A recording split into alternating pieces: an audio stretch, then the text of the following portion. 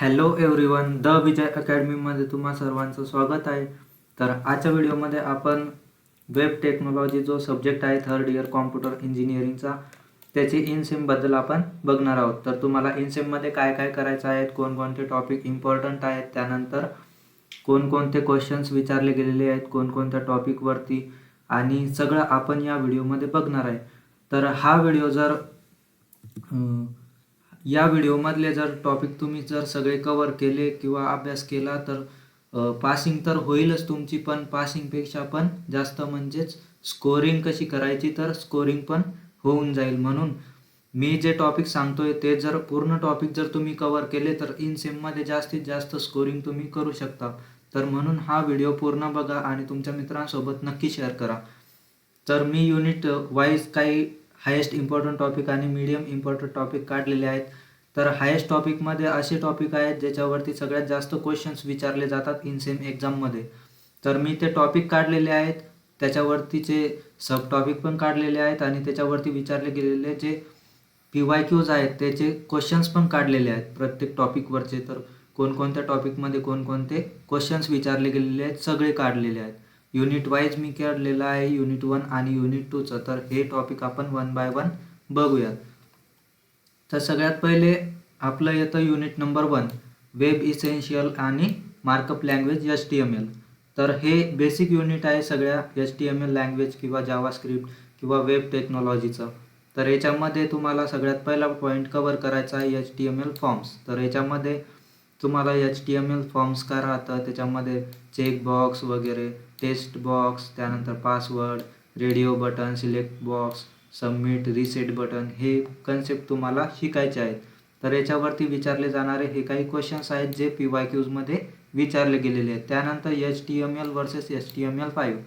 तर HTML काय आहे आणि त्याचं व्हर्जन HTML5 काय आहे याच्याबद्दल थोडीशी हे सब टॉपिक तुम्हाला करायचे आहेत. आणि याच्यावरती डिफरन्शिएट बिटवीन असा एक क्वेश्चन प्रत्येक पेपरमध्ये विचारला जातो.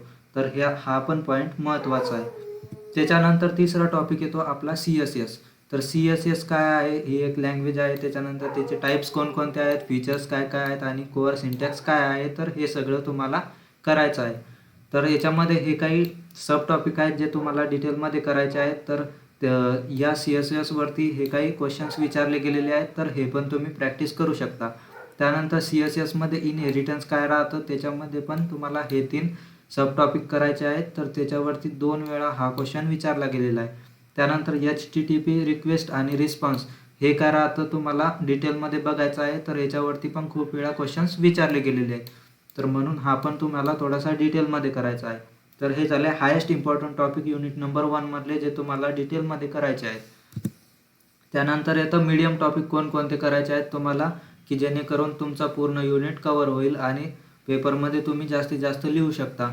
तर मीडियम टॉपिकमध्ये येतं WWW आणि वेब क्लायंट आणि सर्व्हर का राहतं.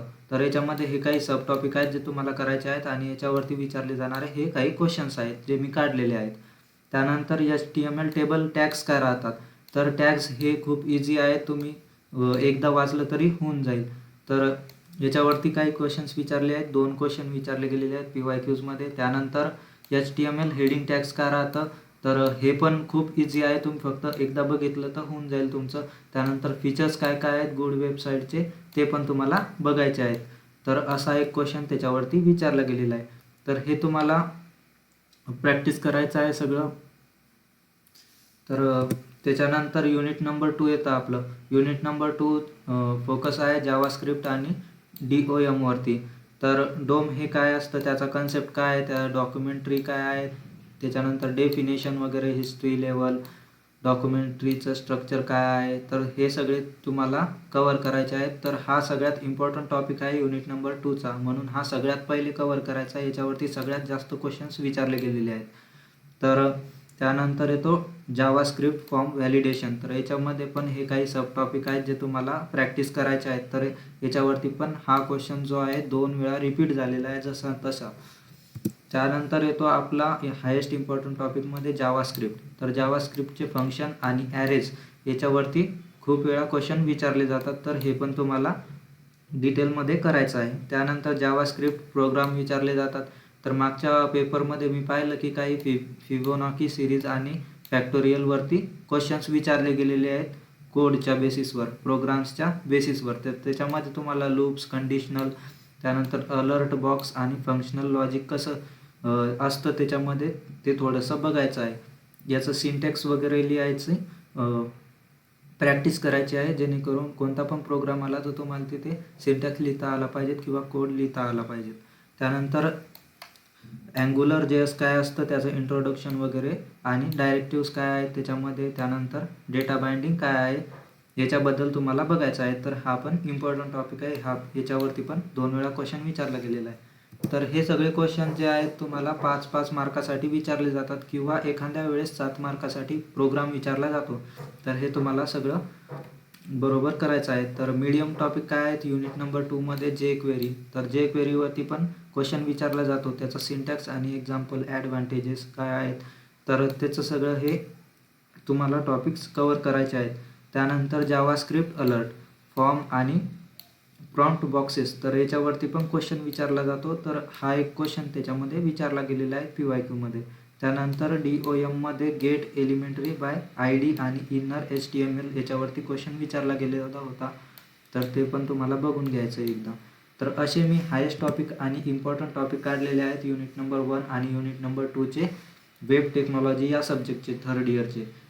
तर ज्यांना पण समजत नसेल की अभ्यास कसा करायचा आहे, तर तुम्ही या व्हिडिओमधून जे टॉपिक आहेत ते तुम्ही जर वाचून गेले किंवा अभ्यास करून गेले तर मॅक्झिमम मार्क्स तुम्ही इनसेममध्ये घेऊ शकता.